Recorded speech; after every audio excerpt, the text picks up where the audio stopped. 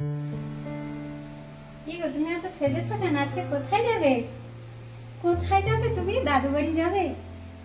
জামাই ষষ্ঠী পালন করতে যাবে? এরপর অথৈ রানীকে জুতো পরিয়ে জিনিসপত্র গুছিয়ে দুগ্গা দুগ্গা করে বেরিয়ে পড়লাম বাপের বাড়ির উদ্দেশ্যে।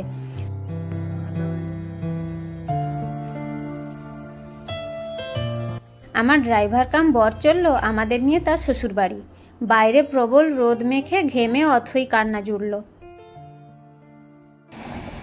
পথে একটা ট্রেন বলল, থামো একটু, আমি আগে যাব। অগত্যা ছায়ায় দাঁড়ালাম মা মেয়ে কিছুক্ষণ।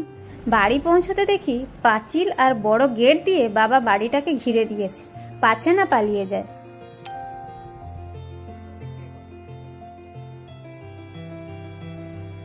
গেট খুলে টলতে টলতে এগিয়ে চললাম। আমার বাড়ির ঠাকুর যেন পাশের বাড়িতে না চলে যায়, তাই হরি মন্দিরটাও ঘেরা। অথৈকে বললাম, এটা তোমার মামার বাড়ি, কিন্তু কোনো মামা নেই। তাই অথৈ লজ্জায় পড়ে গেল। কোথায় এসছো গো? তুমি কোথায় এসছো? মামা বাড়ি? তুমি কি দাদু বাড়ি এসছো? আমার মাটির মানুষ মেয়ে দাদু বাড়ির মেঝেতে পা দিয়েই আনন্দ পেল।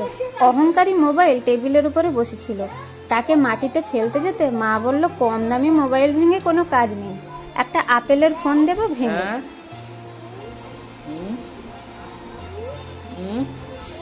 এরপর অথৈ আর তার বাবা উ করে গোপন কথা ছেড়ে নিল। বাজারে যে মাছগুলো খুব ছটফট করছিল, আমার বাবা তাদেরকে এনে কড়ায় গরম তেলে শাস্তি দিল।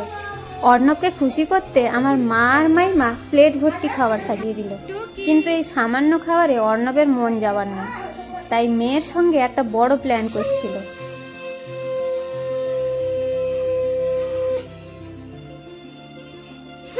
এরপর মা থালায় ধান দুব্বা সাজিয়ে অর্ণবকে বশ করতে তন্ত্রমন্ত্র করতে লাগলো। প্রদীপের আগুন দেখিয়ে ভয় দেখালো। ধান দুর্বা দিয়ে বাবা মেয়ের মাথা ঠান্ডা করলো।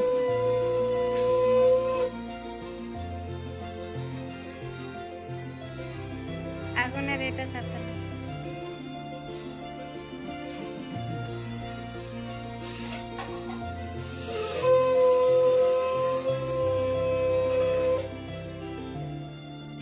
সে দেখছে, দেখা দেখে।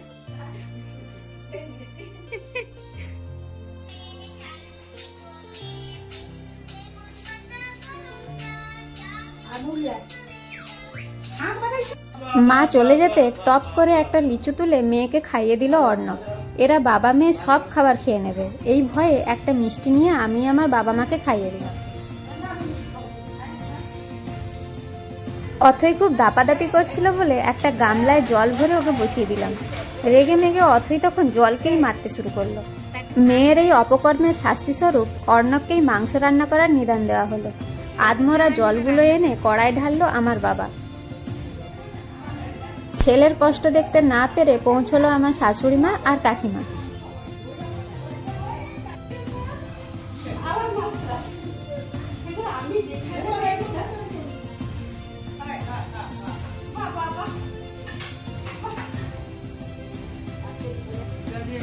ধীরে ধীরে এলো আমার শ্বশুরমশাই আর ভাই। সকলকে ভালো মন্দ খাইয়ে খুশি করা হলো। খুশি হয়ে অর্ণব আর তার দুষ্টু মেয়ে অথৈকে আমাদের জিম্মায় রেখে ফিরে গেল সবাই।